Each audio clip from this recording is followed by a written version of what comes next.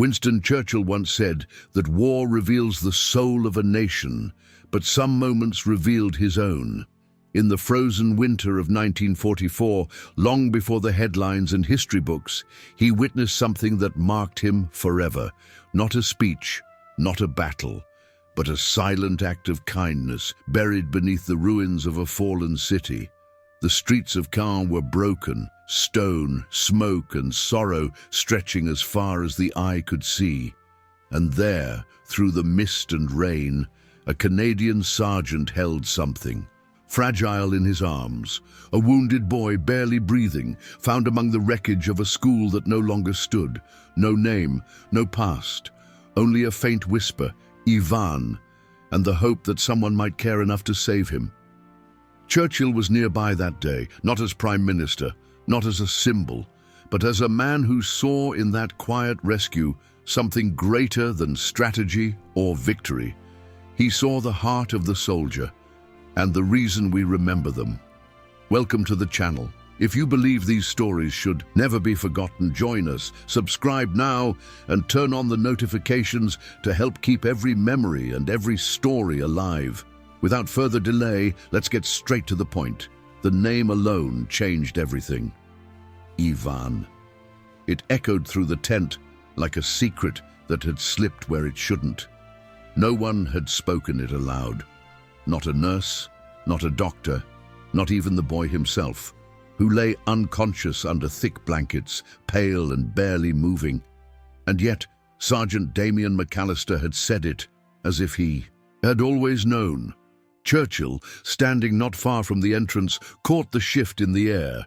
He had arrived at the field hospital just minutes before, his coat damp from the rain, boots marked by the mud of Caen. The moment the boy was rushed in, he'd been watching quietly, observing, feeling the weight of it all. Two military doctors moved swiftly, wheeling the boy away into a corner of the tent lit by a single flickering lamp. Nurse Isabelle Durand followed close behind, her eyes never leaving. The child's face, trying to hide the storm of concern behind her calm expression, but even she paused when she heard the name. Her hands stopped. Her gaze shifted. Churchill turned to the nearest officer. "Where did the sergeant find the boy?" he asked, voice low, deliberate. "Buried under the rubble of a school, sir," the officer replied. "He carried him all the way here, wouldn't let go." Isabel returned to the main area just as two guards quietly stepped behind Damian. The tension rose. Without a word, then came the voice of Lieutenant Clark, sharp but controlled. "How did you know his name?" Damian's mouth opened, but no answer came at first. His uniform was soaked, his hands still trembling from the cold, or perhaps something else. I thought I heard someone whisper it," he finally said. "In the rubble. Maybe a voice. I don't know. I just wanted to help him." The silence that followed stretched longer than any shout could have. Churchill watched closely, his eyes narrowing, not in anger but in careful thought. He had seen enough deception during this war to know when something didn't sit right. And yet, what he saw in Damian wasn't guilt. It was confusion and fear. From the edge of the tent, Isabel watched as the young sergeant stood alone under questioning. She had seen soldiers lie to protect others, and she had seen them lie to hide something darker. But this was different. There was something about this moment, something unspoken. She glanced back at the boy, unconscious but still breathing. The name had come from somewhere. The question now was, from where? Churchill stepped forward, slowly, calmly. "Lieutenant," he said, placing a hand on Clark's shoulder, "let's not forget the world we're living in. People are pulled from rubble with no names, no past. Sometimes a man hears something in a whisper and chooses to act. We'll learn more when the boy wakes." Clark hesitated, then nodded. Churchill turned to Damian. "You say you heard the name. Then you carried him here through the storm. That much is true, that much matters. Damien lowered his head, unsure if the storm was over or just beginning. But Churchill wasn't done. He turned to Isabel, his voice soft yet firm. "Watch over the boy," he said, "and keep an eye on the sergeant, not because he's a threat, but because he may be carrying a truth even he doesn't understand yet." The room didn't relax. The tension didn't vanish. But something had shifted again. Not in certainty, but in patience, in possibility. Outside, the rain hadn't stopped, the war hadn't paused, but inside that small canvas tent, the fate of a child, a soldier, and perhaps something greater had just begun to unfold. And Churchill knew some truths weren't found in reports or ranks. They were hidden in glances, in instincts, in the strange silence between words. And that silence was growing louder. That afternoon, the sky remained overcast, draping the French countryside in a grey stillness that seemed to settle over everything, even the war. In secret, Winston Churchill was moving through the rear lines, visiting medical outposts and speaking with recovering troops. It was a quiet mission, unannounced, meant not for speeches or photographs, but for understanding the real weight of the days behind the front. His convoy slowed unexpectedly near a battered field hospital, little more than tents stitched into the mud. Word had reached him quickly, of a boy pulled from the ruins of a school, carried through the storm by a Canadian sergeant. Something about the report drew Churchill's attention. He ordered an unscheduled stop and stepped out without ceremony, his overcoat brushing the wet ground. The camp was silent as he entered, though his presence was impossible to ignore. Nurses stood straighter, officers stiffened, yet Churchill wasn't there for inspection. He moved past them with quiet urgency, seeking only one man. Sergeant Damian McAllister was easy to find. He sat alone near the edge of the tent, his uniform still damp, his boots caked in the thick mud of Caen. His hands were clasped tightly, as if holding something he couldn't name. Churchill approached slowly, not with command, but with weight. A man shaped by decisions few would ever understand. And in this moment, he wasn't just Prime Minister. He was a witness to something unfolding, something fragile. "Sergeant McAllister," he said, his voice low, steady. Damian stood immediately, his eyes wide, breath caught between fear and disbelief. Churchill studied him for a moment, the mud on his boots, the way his shoulders sagged beneath the tension, the storm he had clearly walked through, inside and out. "It's in moments like this," Churchill began, "when we discover the true measure of a man's character. But character alone is not enough. We also need the truth." The words didn't carry accusation. They carried expectation, hope even. Damian didn't speak right away. He looked down at his hands again, still trembling. "I swear, sir, I only meant to help him," he finally said. "He was just a child, buried and broken. I didn't even know if he was alive. I heard something, maybe a name, maybe not." Churchill remained silent for a moment, letting the weight of the words settle. "There are days," he said at last, "when all we have are fragments. A whisper, a glance, a choice made in the middle of ruin. What matters is what you do with it." Damian nodded slowly, not in relief, but in recognition. He understood that Churchill wasn't judging him. He was reaching for something deeper, something that couldn't be found in a report or proven by an order. Churchill placed a hand gently on the sergeant's shoulder. "You did what you thought was right. We'll learn the rest in time. But for now, rest. This war hasn't finished teaching us its lessons." Then, without waiting for a reply, Churchill turned and walked toward the medical tent where the boy lay recovering. The rain tapped softly against the canvas above, like a quiet drumbeat of the world outside. And for a brief moment, in a war filled with noise, there was only silence, filled with questions, with weight, and with the fragile thread of hope that perhaps this child, this soldier, and this moment would not be forgotten.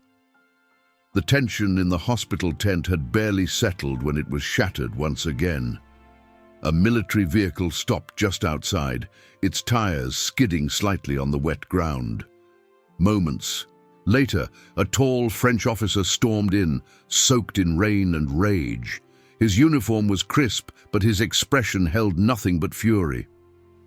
Captain Charles Moreau, an officer in French intelligence, demanded to speak with whoever was in charge. "I am the boy's father," he declared without hesitation. "His name is Ivan Moreau, and the man who brought him here, he stole him." Gasps filled the room. Soldiers exchanged glances. Isabel froze. Clara, the chief medical officer, stepped between Moreau and the rows of recovering patients, her voice calm but firm. "Captain, the child is still unconscious. We've only just begun to assess his condition." Moreau wasn't listening.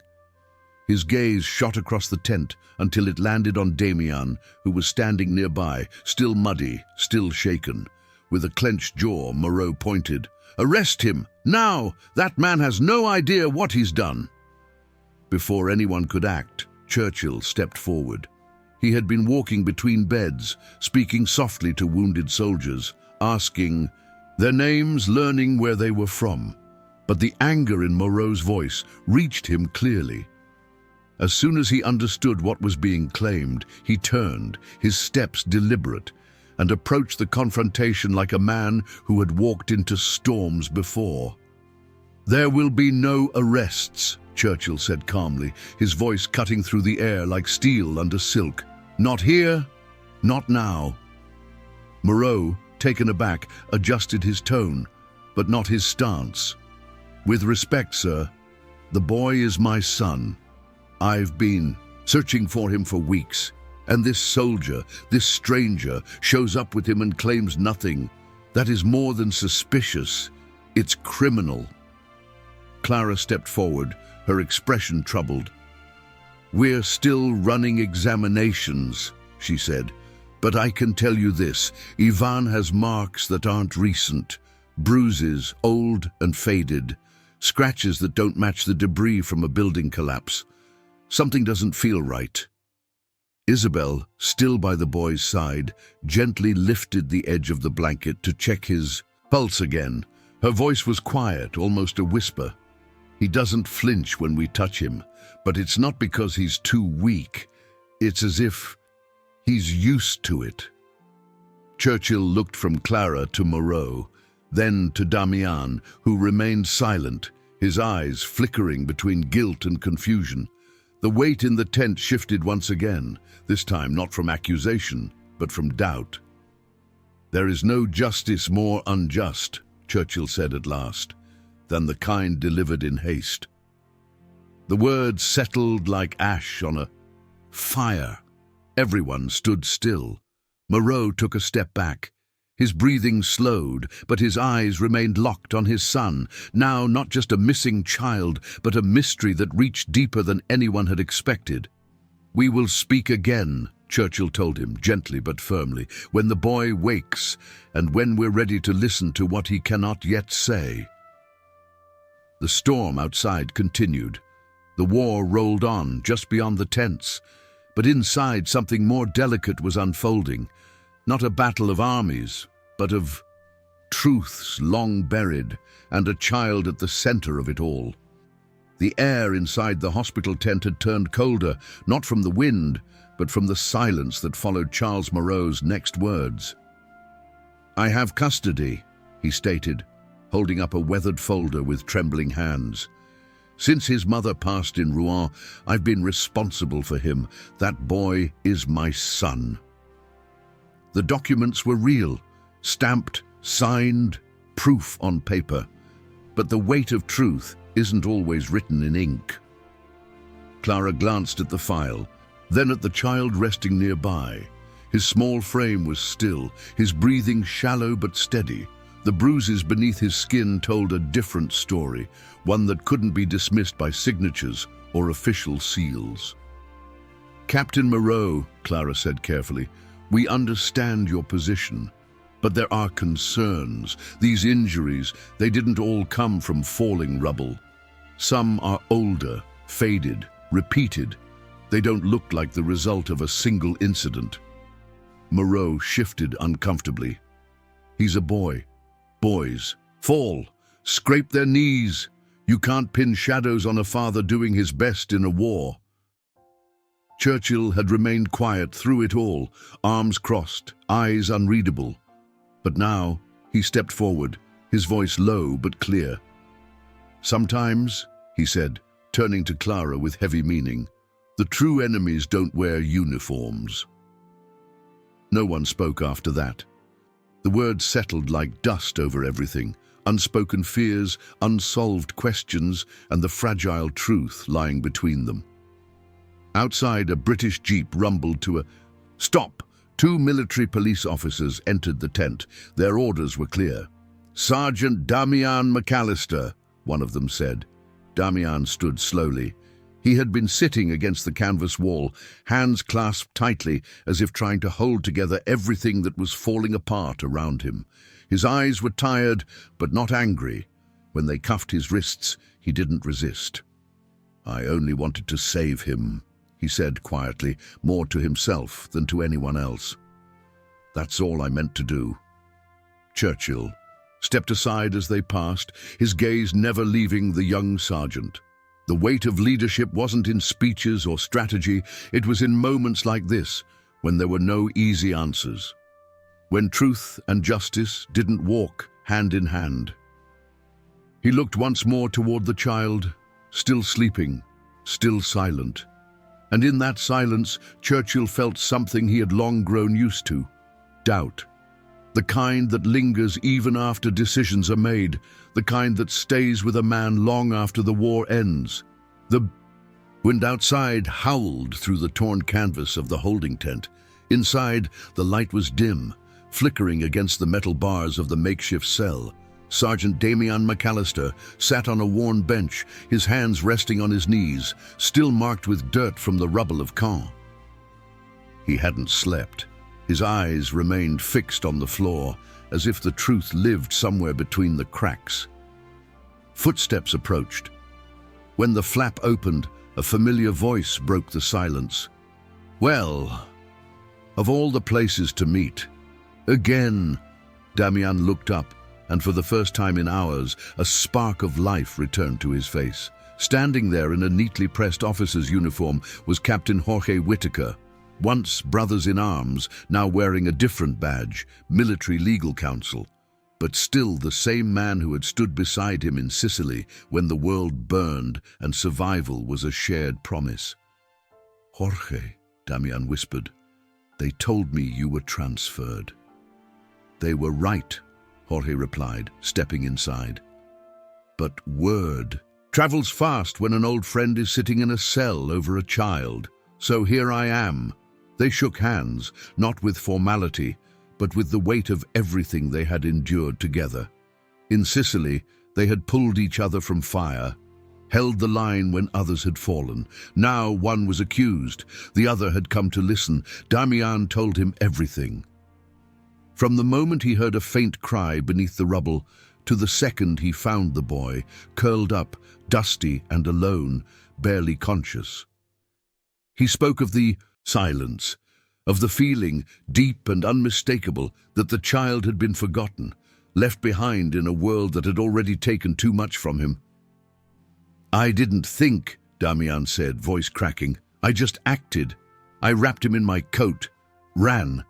I thought maybe he didn't have anyone left." Jorge listened without interruption. When Damian finished, the tent was quiet once more. Not far from there, Winston Churchill was reviewing reports by candlelight when an aide delivered a message. Upon learning of Jorge Whitaker's arrival and of the bond he shared with Damian, Churchill put down his pen. He stood without a word, walked out into the cold, and made his way straight to the command post. "There's more to this man than what we see," he said to the officers gathered. A soldier who has fought for his life and for ours doesn't forget how to fight for someone else, especially not a child. He paused, eyes sharp, yet weighed by experience. We cannot crucify a hero based on assumptions. Orders were given that night. The case would be reopened, statements re-examined, the medical reports reviewed with new eyes. Inside the tent, Damian and Jorge sat in silence, the past echoing between them. Not just the gunfire of Sicily, but the unspoken understanding that in war, sometimes the hardest battles are the ones fought in silence.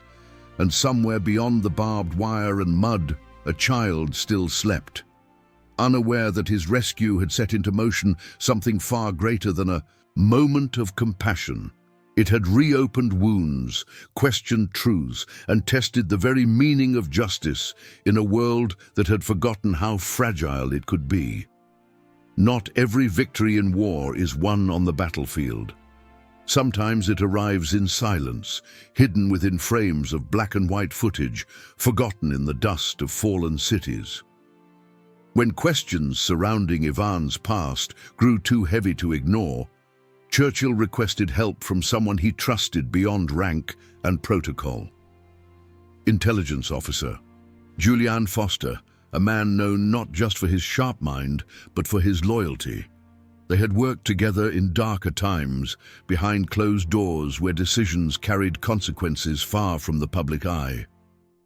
Within hours, Foster arrived at the field post, his coat heavy with rain, his briefcase heavier still.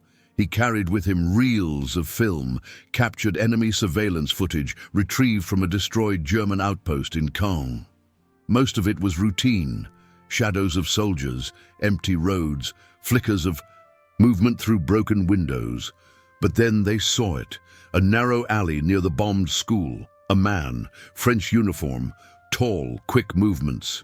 He dragged a child by the arm. The boy struggled.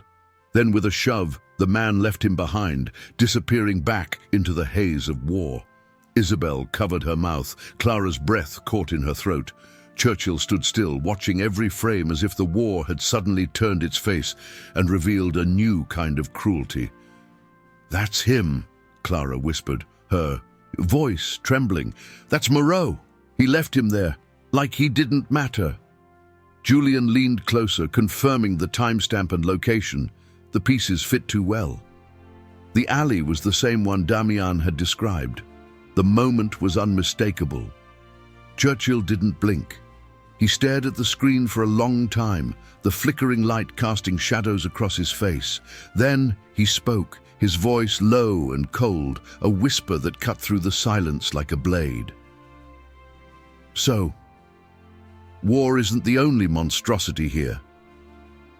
No one spoke. The weight of the truth filled the room, heavier than any uniform, louder than any shell. Outside, the skies remained grey. The world kept turning as it always did. But inside that tent, everything had changed. Assumptions were shattered. A child's story had been heard, not through words, but through the eyes of a camera that hadn't meant to save him, but had. Justice, long obscured by doubt, had finally found light. And Churchill, a man weathered by endless storms, knew what needed to come next. Not revenge, not spectacle, but something far harder. The truth, carried with dignity, delivered with courage, remembered with honor. There are moments in war when justice feels impossible, buried beneath urgency, chaos, and the constant weight of survival. But not this time. With the new footage in hand, Churchill did not hesitate. He ordered a field tribunal to be assembled immediately, not behind closed doors, but within the very grounds where the wounded were healing and the brave were remembered. It was not just a formality, it was a message. Soldiers, nurses, and officers gathered in silence as the proceedings began. Churchill stood before them, not in polished grandeur, but in the worn, mud-stained coat he had worn since arriving. His voice, though calm, carried the force of truth. The evidence was clear. The surveillance footage was played before the tribunal. frame by frame. The image of Charles Moreau pushing his own son into the shadows could no longer be denied. His accusations against Sergeant McAllister, once shouted with certainty, now fell silent under the weight of the truth. The verdict came swiftly. Charles Moreau was found guilty of child mistreatment and of making a false accusation against an Allied soldier in active service. His arrest was carried out without drama. The military press captured every second, but no one cheered. This wasn't a moment for triumph, it was a moment for dignity. Outside the tent, the wind had softened. The skies remained heavy, but the air felt different. A soldier opened the gate to the makeshift cell where Damian McAllister had waited for days. Wordless, the young sergeant stepped into the open once again, his uniform still wrinkled, his face marked by fatigue, but also by something deeper, relief and clarity. Then came the sound that stopped him in his tracks. "Ivan!" The voice was small but full of life. From across the camp, the boy ran, bandages still visible, steps still unsteady, but eyes filled with recognition. He ran straight into Damian's arms, wrapping around him like nothing else in the world mattered, and in that moment, nothing else did. Churchill stood nearby, watching the scene unfold. He didn't speak. He didn't need to. His eyes softened, his posture eased, and for the first time that day, the man who had carried the weight of a continent allowed himself something rare. He smiled. It wasn't victory. It was something better. It was justice, amid the mud, the noise, and the loss. It had found a way through, and everyone who witnessed it would remember not just the decision, but the faces that made it matter. In a world torn apart by fire and silence, it was rare to speak of beginnings. But sometimes, even in the middle of war, a new chapter begins, not with ceremony, but with quiet human choice. With Charles Moreau now under arrest and no remaining family to claim the boy, a difficult question had to be answered. What would become of Ivan? Churchill called a private meeting within the command tent. The war continued beyond the hills, but here the matter was personal. Clara stood beside him, medical charts in hand. Isabel sat nearby, her expression steady but tender. And across from them, Damian McAllister waited, still uncertain whether he was ready for what would be asked of him. Churchill cleared his throat and spoke, not as a politician, but as a man who had seen too many lives broken by the indifference of systems and war. "This child," he began, "has endured bombings, pain, and the kind of abandonment no soul should ever face. And yet, he still found something rare in the rubble, someone who didn't turn away." He looked directly at Damian, his voice gentler now. "You did not rescue him for recognition. You acted because it was right. And now, this boy needs more than protection. He needs someone who will not disappear when the world grows quiet again." A pause followed, filled not with doubt, but with understanding. Churchill turned to Clara and nodded. "I'm recommending that Sergeant McAllister be officially reinstated to his former post in the Civilian Protection Corps and designated as the boy's legal guardian, effective immediately." Damian blinked, caught between emotion and disbelief. "Sir, I don't know if I'm the right person for that kind of responsibility." "You are," Churchill replied firmly. "You've already proven it." At that moment, Isabel stepped forward and handed him an envelope, aged from the damp air, but clean and sealed. "This is for you," she said softly. Inside was the official order. Damian McAllister, by special authorization, was named legal guardian of Ivan Moreau. The document bore the formal insignia of Allied command, and beneath it, the unmistakable signature of Winston Churchill himself. Ivan stood just outside the tent, holding a toy carved from a piece of scrap wood. Clara had given it to him days earlier. He didn't understand all the paperwork or the titles, but when he saw Damian exit the tent, he smiled, wide, bright, trusting, and that was all the confirmation anyone needed. Among ruins, they had built something not just out of duty, but out of care, out of choice. It was not a return to peace, not yet, but it was a beginning. A new home formed not from walls, but from hearts willing to protect one another, and in the eyes of those who watched, including Churchill, it was clear. War had taken much, but it had not taken everything. Some things still survived. Months had passed since that day in Cannes, but for those who had lived it, the memory remained just beneath the surface, quiet, steady, unforgettable.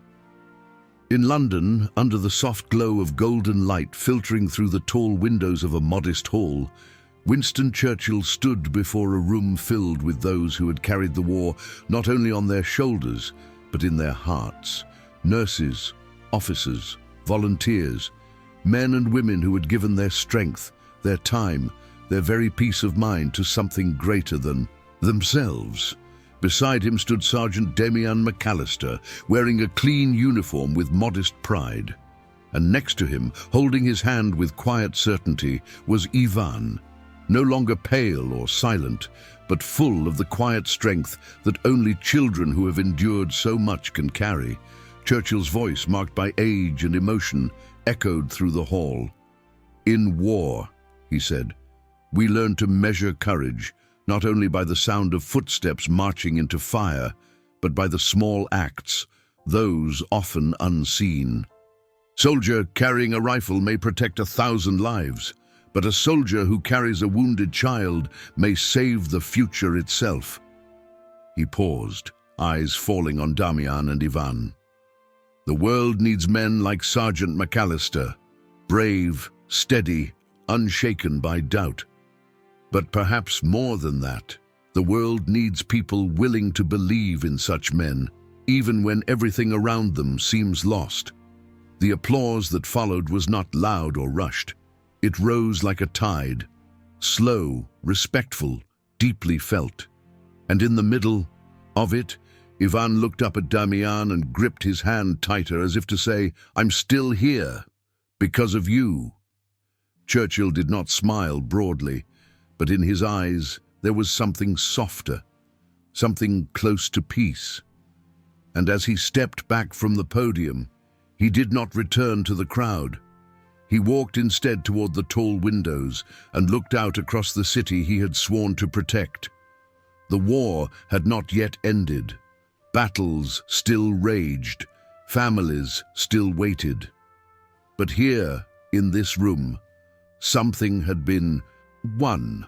A battle not of nations, but of hearts, of what it means to hold on to humanity, even when the world begins to forget it. That night, Churchill would return to his residence and write quietly in a leather-bound notebook he rarely shared with others. He would write of Ivan, of Damian, of Clara and Isabel, and at the end of the page, beneath his final words, he would leave a simple line: "History will not remember every gun fired, but it must remember every hand that reached out. And so must we." Did you already know this story? What would you have done in Damian's place? What other stories about soldiers and veterans should be told? If this story moved you, don't let it be forgotten.